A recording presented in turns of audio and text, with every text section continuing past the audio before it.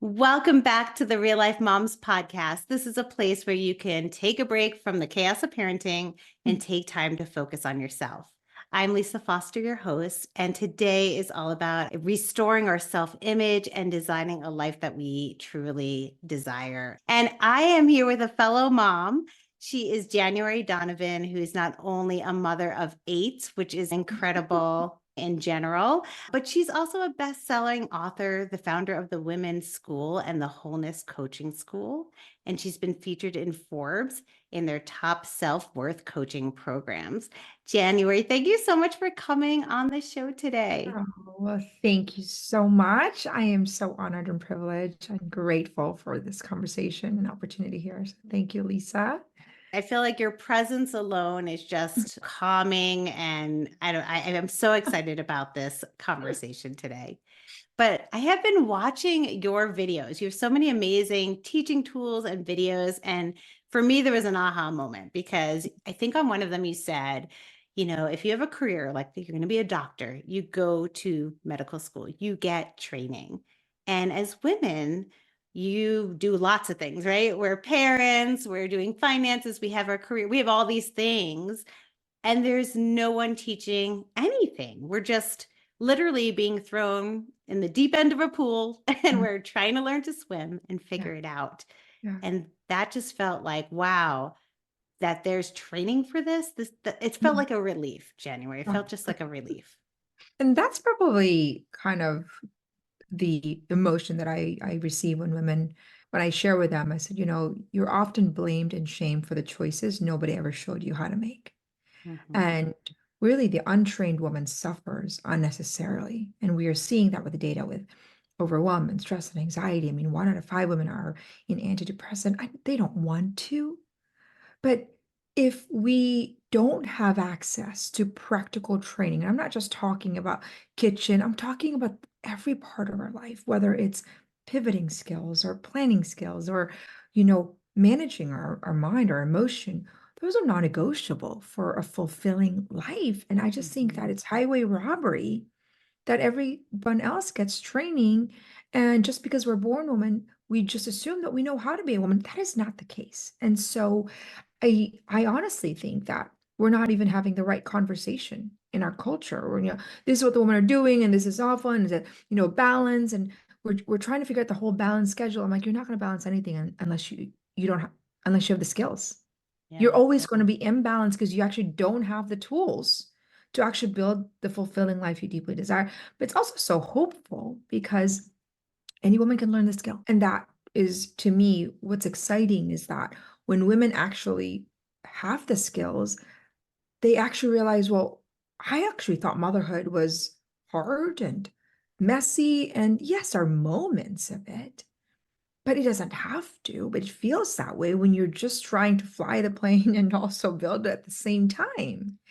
And I think that it's unfair to mothers, it's unfair to all of us. And I think that there needs to be an introduction of training women how to be a woman Mhm. as a way to actually create sustainable transformation for the future so that we expect women to be fulfilled and that the norm is not the unfulfilled mother, wife, friend.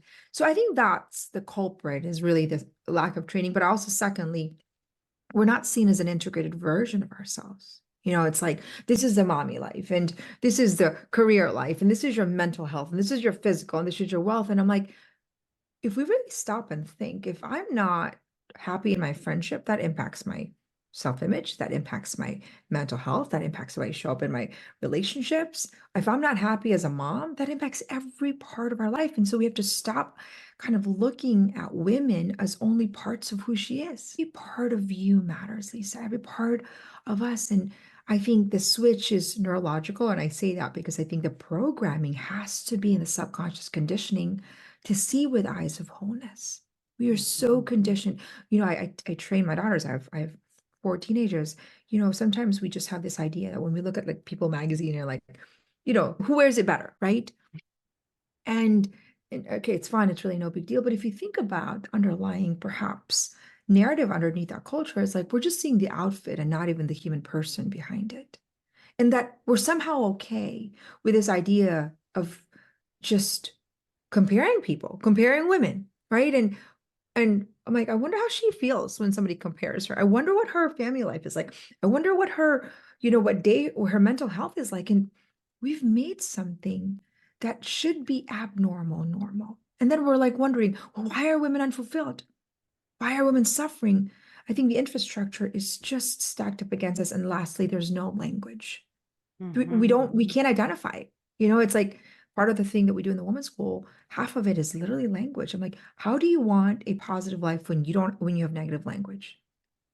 We have to reintroduce to the world a wholeness language. I'm eating it all up. It's so true.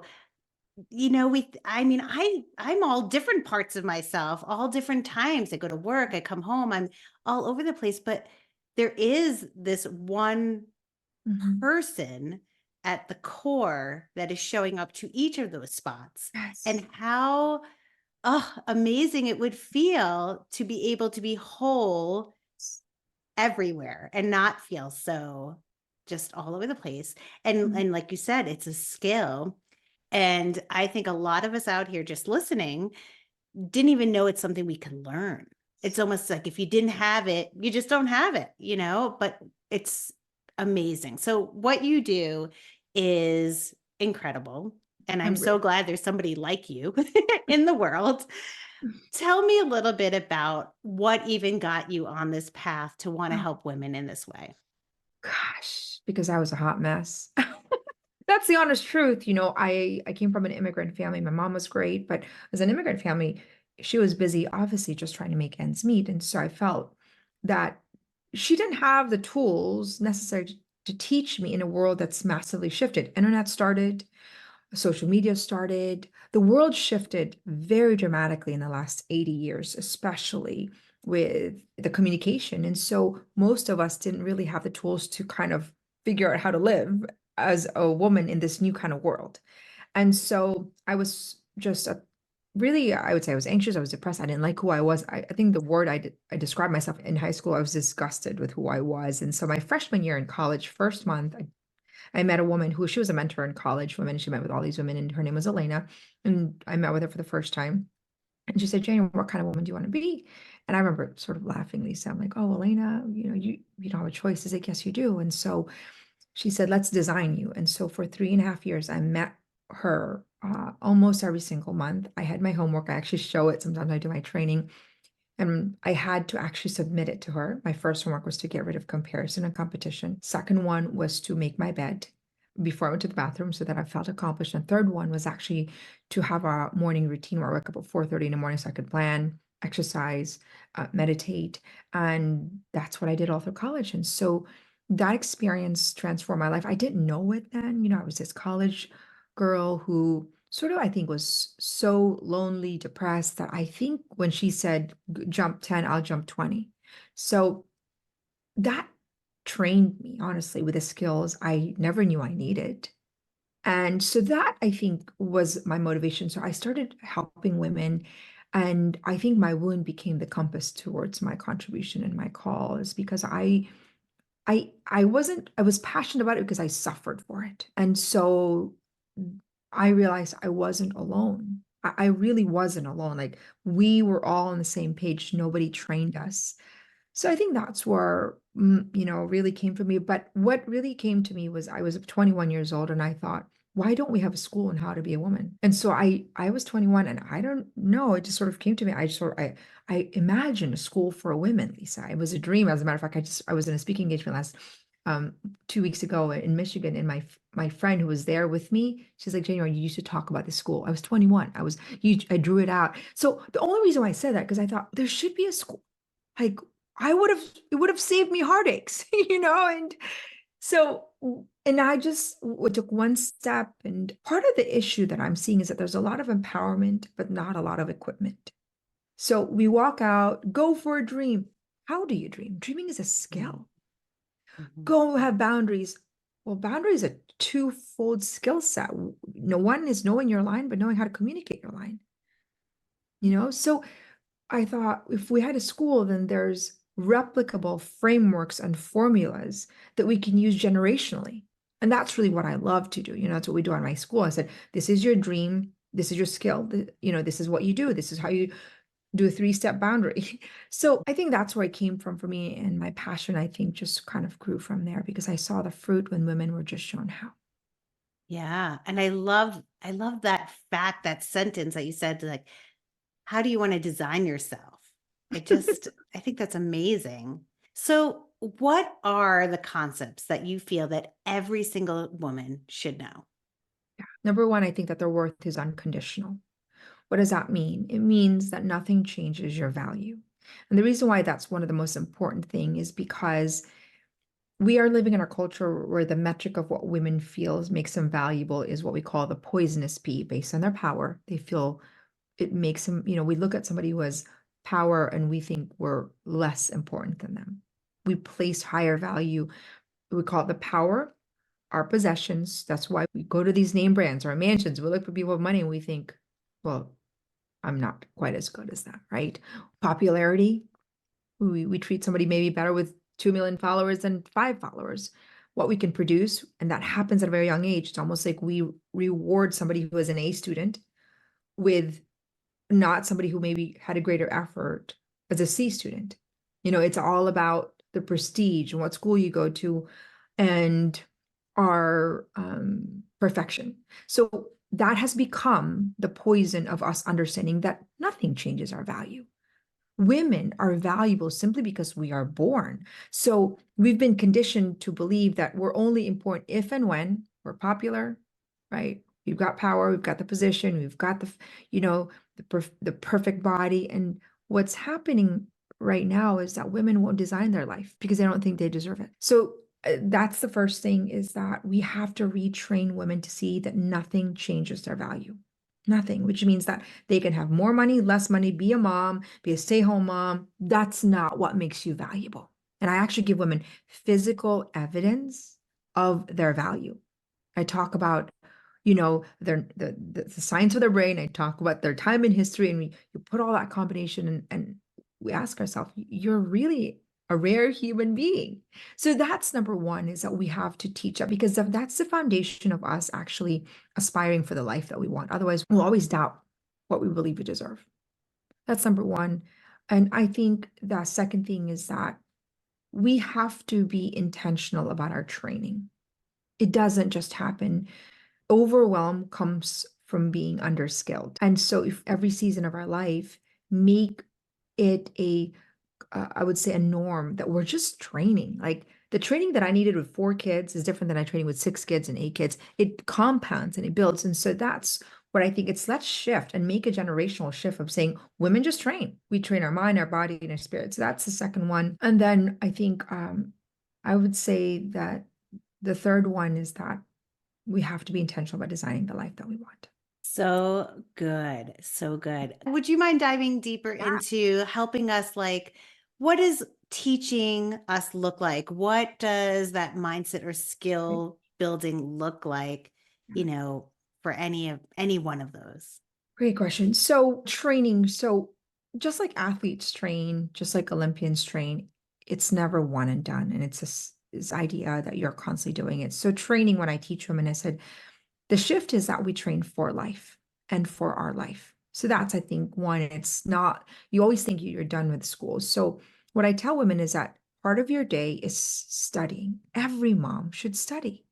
What are they studying? They're studying themselves, they're studying the world, and they're studying the people around them. Like that to me should be part of prayer, meditation, whatever it is that you do in the morning, study. Like I'm a mom of 8, I study every day. Like it's just part, because I have so much to learn, unlearn and relearn. So what does that look like? Then I think the first thing we need to do is to actually give ourselves language so that you understand every part of you. So I can go dive into that if you want me to, Lisa. Yeah, I And would love it. we sort of talk about the whole woman, which is, there's 8 parts that we talk about. First one is the self-image. And if you see the woman's called the wheel, self-image is the opinion that we hold of ourselves. It is our first relationship is with ourselves. So we need to know how to have a relationship with ourselves. So I talk about teaching women how to have that first relationship with themselves, the self-image. Number 2 is our health. And in the women's school, we actually integrated, which means our mental, emotional, physical, and spiritual health is actually combined together and not separated. Sometimes I see like mental health, physical health, and the reason why that's integrated, and I think it's important to integrate it because our thoughts, like if I am stressed or I'm stressed at work, all of a sudden I feel emotionally anxious, and then my body tenses up and I'm spiritually hijacked. And so we can't just sort of like eat healthy, but not mentally manage your mind. So health is integrated. The goal for health is to have optimal energy to show up, right? I mean, that's the whole goal. We don't want to be walking and mentally, emotionally, physically tired. Number three is friendship, which right now, loneliness is an international epidemic, Lisa. And, we have to think about why. Why? Well, maybe we lack the skill of actually conversation because maybe in a world that's going so fast in social media, we don't know how to nurture the depths of our soul. We don't know what we need. So we need to reteach what friendship is. The way we describe friendship is accompaniment and accountability in a journey to becoming who we want to be, who we're created to be, that whole version of ourselves. So we need to learn how to be friends. And there's all this, obviously you have to get rid of comparison and competition. So we have to reteach that as a model. Like we don't have a lot of time. And so I teach women, I said, you need to know how to be a friend. It's genuine, sincere, and deep, and with very less amount of time, which Mhm. means you need to be more skilled because we don't have 2 hours. And you know this because sometimes we go out and we have friends and we spend 2 hours and we still don't feel meaningful. We still feel like empty, right? But you can be with somebody who you feel like, wow, I was inspired by that. I was challenged by it. It was hard, but it was so good. But it was meaningful. And it was only 10 minutes, whatever time Mhm. you have. So friendship. And then the fourth one is that intimacy, which is the most sacred part of who we are that's reserved for somebody who has earned the right to be there. I mean, think about it, Lisa. We have 50% divorce rate. Well, so many women are unhappy with their marriage. They're getting shamed for it and blamed for it. They're not respected in their marriage. Who's training us prior to actually being married? I tell women, I'm Mhm. like, if you don't know that in the communication world, 7% are words, 38% tonality, 55% body language, it's going to be an uphill battle in any relationship. And so we need to train women. We need to train them how to hold a standard, how to speak with our tonality, but also how to hold their man accountable, how to hold themselves accountable. There's a whole slew of training that's necessary to actually have a fulfilling, intimate relationship. How to have a standard. What does that look like? How do you pivot? How do you recalibrate? How do you reset expectations? And then our contribution, which is really kind of I would say, the fulfillment of our potential outside of our home, our career. Maybe it doesn't have to be career, it could be volunteer, whatever sort of makes us feel like it's an extension of our, passion. And so most women are in a job that they don't like, and always this scarcity mentality because we've been programmed to believe that you have to be practical, and sure you have to be practical, but you can also find something that's practical that also makes you feel alive. Like it's not work for the work's sake. We spend so much time in our work. We want to know that we're valued there, that we set the right expectation, but it also makes us feel there's also life within us. And I think women are craving for meaningful work. And then our environment, which is a people, place, and it's composed of people and places in our environment. How are we going to allow that physical environment actually impact our interior environment? We have to know that. Like our homes should feel peaceful. And if it doesn't, it's because we lack the skill training. I mean, who teaches us how to order our home, right? I mean, so much even I'm training women and life is stressful. And when I get down to the different parts, we call it this arena, it's actually because they just lack kitchen skills. I'm like, Mhm. cleaning the kitchen should not take you more than 15 minutes a night. Shouldn't be, but I mean, when I did that training, I literally had to time myself in cleaning the counter. I had to time myself like, okay, that was part of my training, but that was just one part of the arena. And so, anyways, so environment, how do we do that? How do we hold a standard in our environment? And then our wealth. And it's not just money. Wealth is an abundance of time, our treasure, and our talent for the purpose of contribution because we can't hoard stuff and expect to be fulfilled. The secret to living is giving. Tony Robbins tells us. And so, how do we teach women that actually learning how to build resources, extra income, money, knowing how to build a routine so you have more time actually makes you more fulfilled, right? And then obviously your family, the basic infrastructure, I think of society in the building block. How do we build a society when we also have degraded mothers feeling as though they're a second-class citizen? So anyways, that's the whole woman, how do we raise children that are disciplined, Well, we need to have mothers that are disciplined. And so that's the whole vision of the woman. And that's what I believe women are hungry for right now, Lisa, is that we Yeah. need to give her language for every part of our arena. We need to show her how to actually design every part of her life, the life that she wants, and also the life that she deserves, that fulfilling life. I mean, so it's so complete, the structure. The right word. It's complete. It's whole. It's whole. That's right. I'm Mhm. wondering, from all your experience with so many women, what is the thing that you see the most that people get stuck against or just blocked in getting through this process? Oh gosh, there's so many. I'm sorry. It's part of it is that when I start training women, it's like foreign. It's like you've been speaking English the whole time, all of a sudden you start to speak French. And it was like nobody ever showed them. Honestly, I'll tell you this, like this is one of the first things I do. I give women the whole arena and I tell them, and I walk them through this process. I do it fast. What do you not want to put up with in that particular part of it, and what do you want? And I'm telling you, Lisa, women sometimes just weep. January, I've never even thought about what I wanted. I've been Mhm. so busy raising kids. I've been so busy in my career. Nobody's ever asked me. I've never even had that language.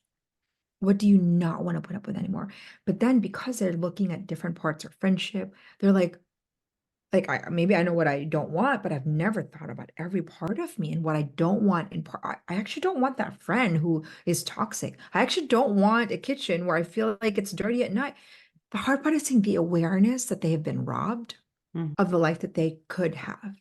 I think because then all of a sudden they're realizing, oh my gosh, I've like lost all my life, And I tell women, nothing is wasted if you use it for the good. Because all those pain, and that's what I did, all the things that I never had, I worked harder to have, and I'm using it to help other women. And those are the greatest convictions. So I think that's hard uh, for women, just the initial kind of like, oh, I've lost so much of my life. And so I think it takes a while and I, and the second thing that I say is that it's easy for us to numb. And what I mean by that, they could look at this and you're like, oh my gosh, January, like I am not there. And I'm like, well, your alternative is to give up. And so it gets hard to feel like we have to do this. And that's why I think you have to do this with with a group of women. That's why our model is what we call core four. I can give you a great course, but you won't do it. I can give you Mhm. the best course. You need a community, you need a coach, and you need a commitment. So there's our core four, C4 model. And so we really need an army of women. We need a grassroots effort. And then when, you've got friends that are training together and friends that are holding each other accountable, friends that are studying their tonality, I think that it's like, I don't know, it's the world opens. And that to me is, I still honestly get emotional when I hear women like, oh, like, I never thought this was possible. Like I was teaching a woman and she was 70 and I was teaching her how to discover the dream of the season. And she's 70 and I was in a speaking engagement and she's Paula, I talk about her and she's in the microphone and she's like, Junior, I'm really trying to wrestle my dream of the season. And I said, Paula, can you just stop? Like you're 70. You're figuring out your dream because somebody showed you how, like, we give up on our life, not because we want to, but because we don't know how to have more life in our life. Oh, and I love that you had this person that you were saying this 70, because I think a big point that we have to make here is it's like never too late. I think we get stuck in like, well, I'm older now, this is it, but yes, I've been listening to even the Tony Robbins just had his summit and I've been on there too. And there's someone 80 on there, Mm. going to these things and learning, and that it doesn't have to stop ever. You can dream at any age and do this work. So that I love that so much. And train. Uh, And train. That's, because that's what we call, dreaming comes before discipline. We just want to go to Mhm. discipline. Like, well, what fuels your discipline is your dream. What do you really want? And Mhm. so then you can get up at 70 and be like, you know what, I need new boundary skills, or I need to. I was this woman she was close to her 80s, and she's like writing scripts. I was doing a one-on-one coaching with her, and she's rewriting scripts to hold her husband accountable. And she's been suffering this marriage for 50 years. She never knew how to hold her husband accountable. She's getting up in the morning, and I'm like, oh, like that is hopeful for me, but also it makes me fiery. I'm like, women are robbed. they've never been shown how. And goes back to the first, where women are suffering unnecessarily for the choices nobody ever showed them how to make. Well, tell the listeners about some of the Mhm. things that you do. Tell us about your school, what you offer, where they can find you. Yeah, you can find us at thewomenschool.com. And if you are ready and open and hungry, you can actually get a free coaching call. We have our signature masterclass, which I'm actually currently refilming, and I just renamed it the New Woman Masterclass. This is the first time I've done it live in 5 years, and this is the foundational course that I train women in. So you can get a free coaching to actually learn more about the New Woman Masterclass. So the new actually goes the newwomanmasterclass.com. That's what it is. So just go in there and sign up for that free coaching. And if you also feel inspired and say, January, I want to teach women how to do this. You can also learn about our wholenesscoaching.com and learn more how you can actually build a business teaching women a life of wholeness. So those are the two avenues. And, you know, I just think our work has just begun.